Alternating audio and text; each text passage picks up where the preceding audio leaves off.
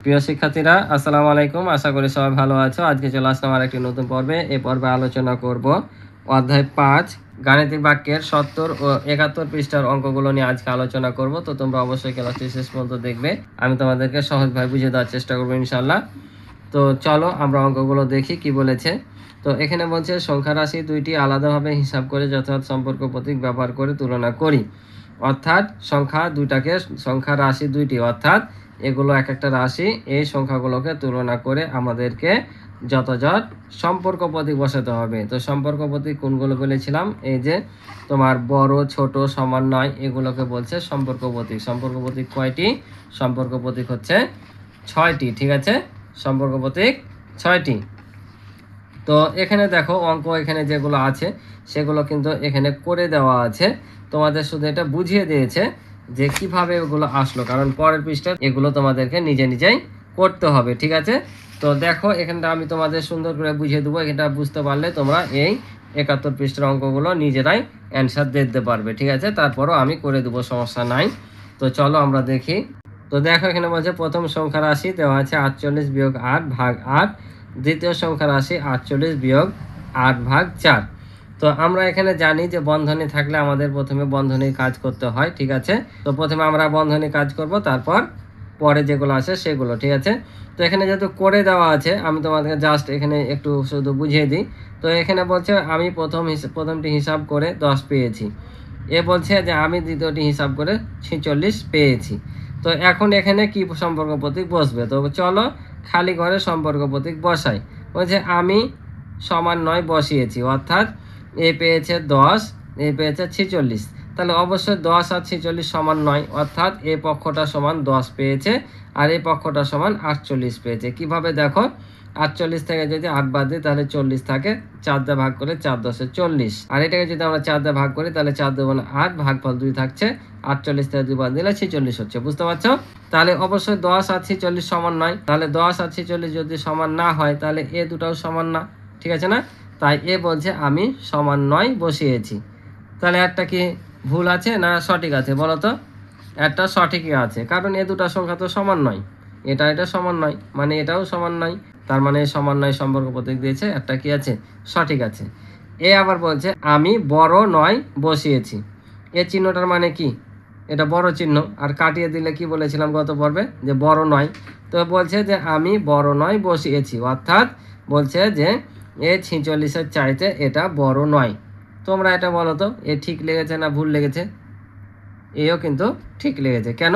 46-এর চাইতে তো 10 বড় নয়। বড় কি? বড় নয়। 46-এর চাইতে 10 বড় নয়, ছোট। তাই সে কি দিয়েছে? বড় নয় চিহ্ন দিয়েছে। তার মানে একটাও সঠিক আছে। এবার বলছে আমি এইটি বসিয়েছি, অর্থাৎ এই আবার বলছে যে আমি এই ছোট চিহ্ন বসিয়েছি। তো দেখো তো এখানে 10 46-এর চাইতে বড় না ছোট? ছোট না? আর এই চিহ্নটাকে আমরা কি বলি? ছোট। আর এটাকে বলি বড়। আমরা সবসময় প্রথমটাকে তুলনা করব দ্বিতীয়টার সাথে। ঠিক আছে, তো 46-এর চাইতে 10 কি? ছোট। তাই সে ছোট চিহ্ন বসিয়েছে। তাই বলছে যে আমি ছোট চিহ্ন বসিয়েছি। এই যে দেখো, এটা ছোট বসিয়েছে, অর্থাৎ এটা বড় আর এটা হচ্ছে ছোট। ছোট বসিয়েছে। তাহলে কি এ কি ভুল করেছে না সঠিক করেছে? এও সঠিক করেছে।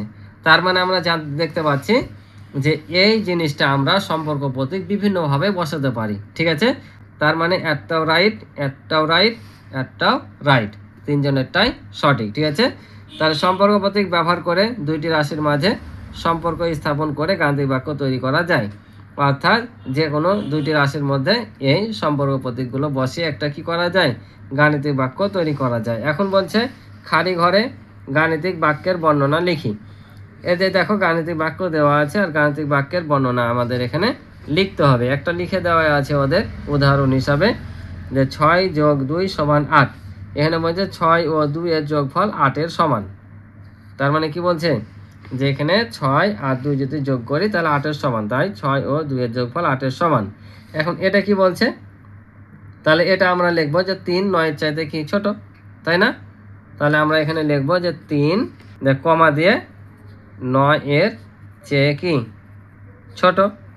এটা কিন্তু এভাবে লিখবা না যে 9 3-এর চাইতে বড়, এভাবে লিখবা না, ঠিক আছে। সবসময় প্রথমটাকে তুলনা করে লিখবা বড় ছোটের ক্ষেত্রে, ঠিক আছে। ওটা লিখলেও ভুল হবে না, তবে এটাতে তুলনা করা ভালো যে 3 9-এর চেয়ে ছোট, ঠিক আছে। এটা আবার দেখো, এটার সাথে এটা ভাগ করলে কত, 2 হচ্ছে না, 2 হচ্ছে। তাহলে এই 5 দিয়ে যদি 10কে ভাগ করে 2 হয়, তাহলে কি 3-এর সমান হচ্ছে? সমান নয়। তার মানে যে সমান নয় চিহ্ন দিয়েছে, তাহলে আমরা কি লিখবো এখানে? এখানে লিখবো 10 ও 5 এর ভাগফল কি 3 এর সমান নয়। এই তো এই কথাটি লিখতে হবে, ঠিক আছে, যে 10 ও 5 এর ভাগফল 3 এর সমান নয়। তারপর বলছে দেখো, এটা বলছে 15 চাইতে কি হবে না, বড় হবে না, তাহলে অবশ্যই ছোট হতে হবে। তো দেখি এটা যোগ করলে কত হয়, এটা যোগ করলে হয় 39। 39কে 3 দিয়ে ভাগ করলে হয় 3 13 39। তো 13 কি এর চাইতে বড় নাই, তাহলে কি ছোট। তাহলে ছোট যদি হয় তাহলে আমরা কি দেবো, এ বড় নয় চিহ্ন দিয়েছি, ঠিক আছে না। তাহলে এটা বড় নয় চিহ্ন দিয়েছি, তাহলে আমাদের এখানে ব্যাখ্যাটা কি হবে?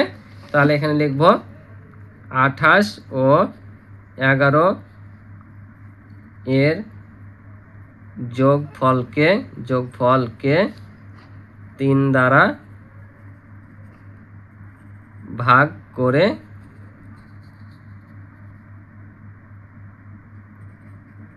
ভাগফল কার চাইতে 15 এর চেয়ে কি নয়, বড় নয়, ঠিক আছে, বড় নয়।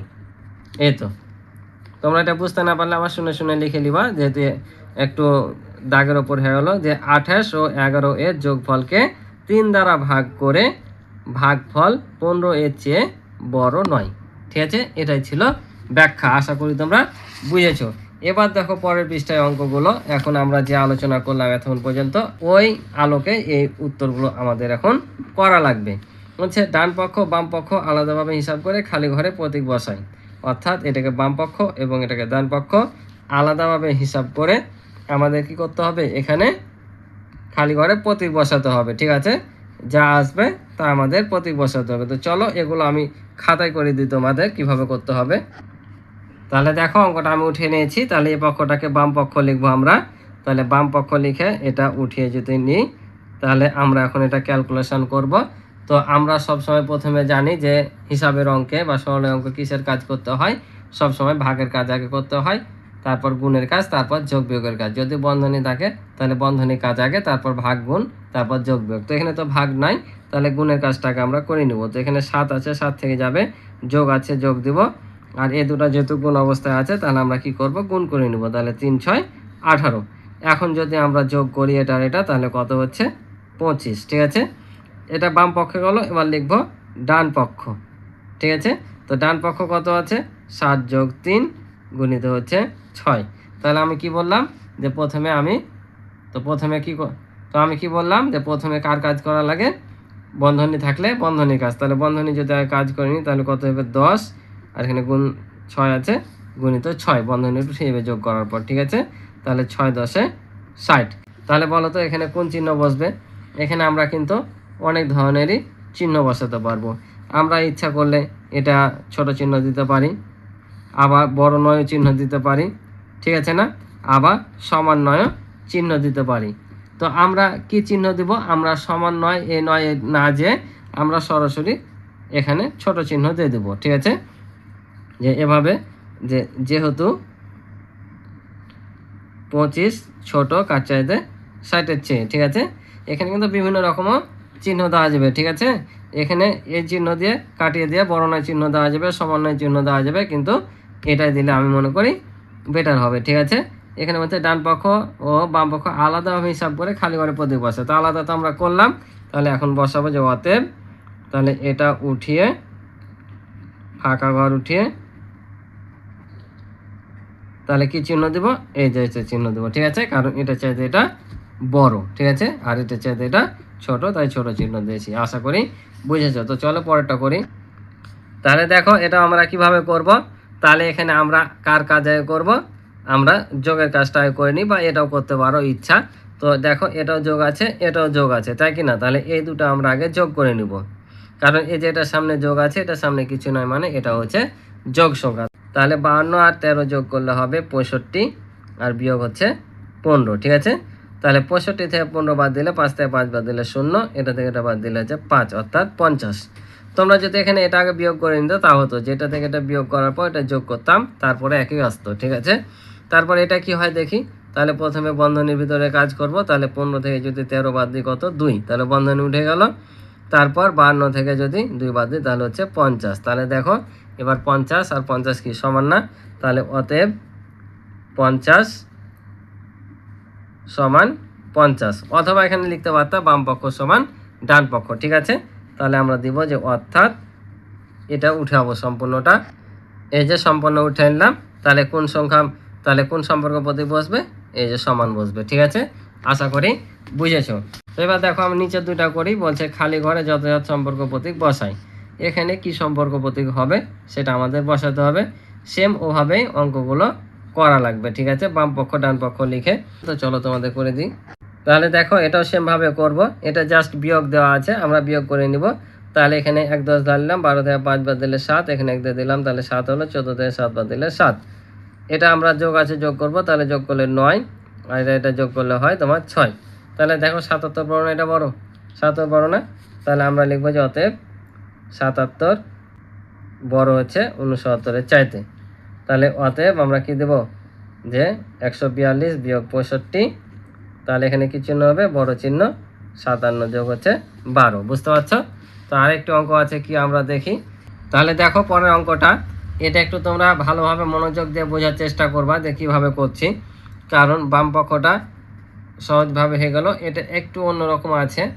তো এটাও সহজ, কঠিন না, তবে নিয়মটা তোমরা ভালোভাবে দেখবা। তাহলে এখানে দেখো প্রথমে আমরা কিসের কাজ করতে হয়? ভাগের কাজ করতে হয়। তাহলে ভাগের কাজটা আগে করে নিব। 7 দিয়ে 63কে ভাগ করবো, তাহলে কত হয়? 7 নাম 63, গুণ আছে গুণ, 5 আছে 5।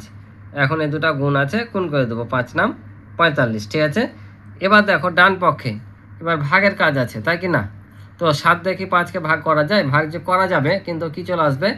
দশমিক সংখ্যা চলে আসবে। তাহলে এই অঙ্কটা আমাদের কি করতে হবে? একটু অন্যরকমভাবে করতে হবে। আর এটা তুমি চাইলো এটার সাথে এটা সরাসরি ভাগ করতে পারছো না, কারণ এটার সাথে ভাগ আছে। তাহলে আমরা যদি এটা একটু অন্যভাবে করি, কিভাবে করব? এখানে যা আছে তাই বসিয়ে দেব।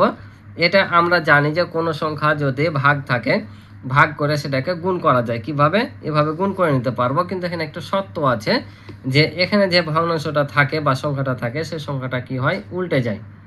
সেই সংখ্যাটা উল্টে যায়। যদি কোনো ভগ্নাংশকে আমি এভাবে থাকে, মনে করো যে 3/4 ভাগ হচ্ছে তোমার যে 2/4, তখন কি করতে হয়? এই ভগ্নাংশটাকে গুণ করতে হয়, কারণ এভাবে কিন্তু ভাগ করা যায় না, তাই গুণ করতে হয়। গুণ করে তখন কি হয়? এই হরটা উপরে চলে যায় আর লবেরটা নিচে চলে আসে। ঠিক আছে, ভাগ থেকে গুণ করব, কিন্তু জাস্ট উপর নিচ উল্টে যাবে, নিচেরটা উপরে আর উপরেরটা নিচে চলে আসবে। তো এখনও আমরা ঠিক ওই ফর্মুলাটাই করব। তোমরা এটা চাইলে এটার সাথে যদি এটা সরাসরি ভাগ করে দাও তা কিন্তু মিলে যাবে, কিন্তু আমার মনে হচ্ছে এটা নিয়মে ভুল হবে, যেহেতু এটার সাথে এটাকে ভাগ আছে, তাই আমরা নিয়ম ঠিক রেখে অঙ্কটা করছি। তাহলে আমরা এখানে গুণ দিলাম, তাহলে এটা উল্টে যাবে। এখন এটা উপরে আছে না নিচে আছে বলো তো? যে কোনো সংখ্যা, একটা পূর্ণ সংখ্যা সবসময় উপরে থাকে, অর্থাৎ এটাকে লব ধরা হয়। কারণ আমরা যখন কোনো সংখ্যা এভাবে থাকে তখন আমরা এই নিচের অংশটা লিখি না, সরাসরি 3 লিখি। তো নিচে সবসময় 1 থাকে। ঠিক আছে, তো এটাও 1 আছে, তাহলে এখন এই 1 হর চলে যাবে উপরে আর 7 চলে আসবে নিচে। এখন আমরা ভাগ করব। ঠিক আছে, আমরা যদি এই 7 দিয়ে এটাকে ভাগ করি তাহলে কত হয়? 7 নাম 63। তো আমরা কাটিয়ে দিই, এটা কাটাকাটির মাধ্যমে করে দিলাম যে 7 নাম 63। তাহলে এখানে থাকলো কত? 9 আর 5, তাহলে 5 নাম 45। ঠিক আছে, তোমরা যদি এখানে এটা ভাগ করে দিত তাও কিন্তু হয়ে যেত যে 7 নাম 63 আর 5 নাম 45। ঠিক আছে, কিন্তু আমি নিয়মটা ঠিক রাখার লেগে, নিয়ম বজায় রাখার লেগে এভাবে করলাম। তাহলে এবার দেখো যে অতএব তাহলে কি 45 সমান হচ্ছে 45, তার মানে এই পক্ষ আর এই পক্ষ কি সমান। তাহলে আমরা এখানে কি দেব? এখানে দেব সমান। ঠিক আছে, তো আশা করি তোমরা অঙ্কগুলো বুঝেছো। এ পর্যন্ত ছিল পর্বের অঙ্ক। তো ক্লাসটি যদি ভালো লেগে থাকে অবশ্যই চ্যানেলটি সাবস্ক্রাইব করে পাশে থাকবে এবং ভিডিওতে একটু লাইক করে দিবে, এবং ইতিপূর্বে যারা চ্যানেলটি সাবস্ক্রাইব করে রেখেছে তাদেরকে অসংখ্য ধন্যবাদ। তো দেখা হবে পরবর্তী নতুন পর্বে। আল্লাহ হাফেজ।